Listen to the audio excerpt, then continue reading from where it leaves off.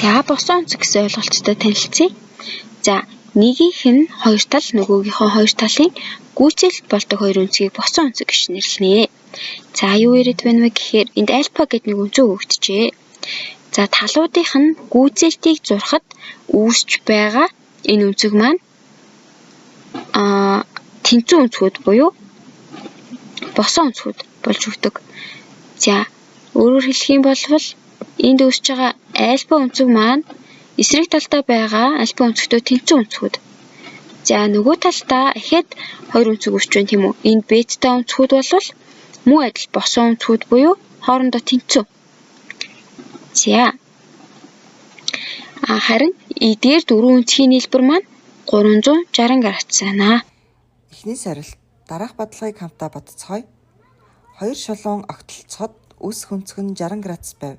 Түүний эсрэг талд орших босон өнцгийн хэмжээг олоорой. За жишээ авч үзье. X-ийн утгыг олоорой. За энд ийм босон өнцөг өгсөн байна. Үүнийхээ X-ийн утгыг олох юм байна. За босон өнцгүүд нь хоорондоо тэнцүү байдаг учраас X дээр нэмэх нь 75 маань 100 градустай тэнцүү гэсэн үг. Тэгэхээр X маань тэнцүү 100-аас хасах нь 75 буюу X нь 25 гэж гарч ирнэ. Нэг жишээ авч үзье. За X болон Y-ийн утгыг олох юм байна. За X-ийн утгыг олохын тулд 120-оо X-ээс хасах нь 30-тай тэнцвүүлнэ. Яагаад тэгэхээр босон өнцгүүд хоорондоо тэнцүү байдаг учраас.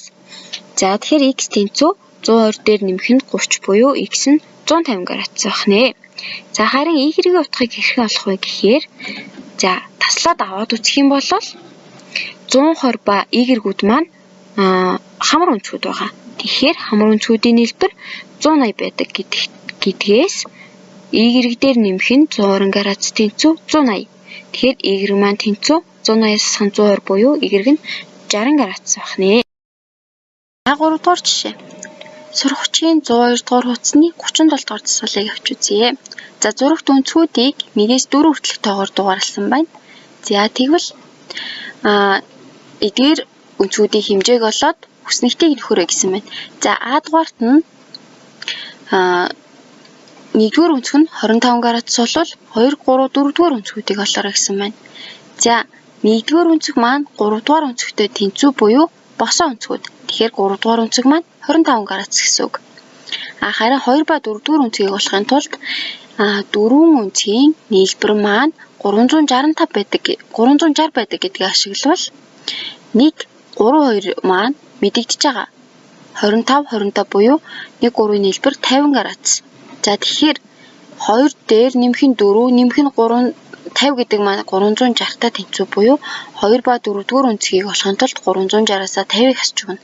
Тэгэхээр 2-р өнцөг дээр 4-р өнцгийг нэмэх юм бол 310 байх нэ. За 2 ба 4 маань хоорондоо тэнцүү өнцгүүд буюу босон өнцгүүд мөн. Тэгэхээр 310-ыг 2 туваагаад 2 ба 4-р өнцгүүд маань 155 гэж гарч байна. За энийг арай өөрөөр олох юм бол 2 ба 3-р өнцгүүд хоорондоо хамар өнцгүүд тул 2, 3, 2-ийн нийлбэр нь 180 байна гэсэн үг. Тэгэхээр 2-р өнцөг дээр 3-р өнцөг маань 25 гэдээ олцсон учраас 2-р өнцөг дээрээ 25-ыг нэмэх юм бол 180 градус байна. Тэгэхээр 2-р өнцөг маань 180-аас нь 25 буюу 155 градус байх нэ.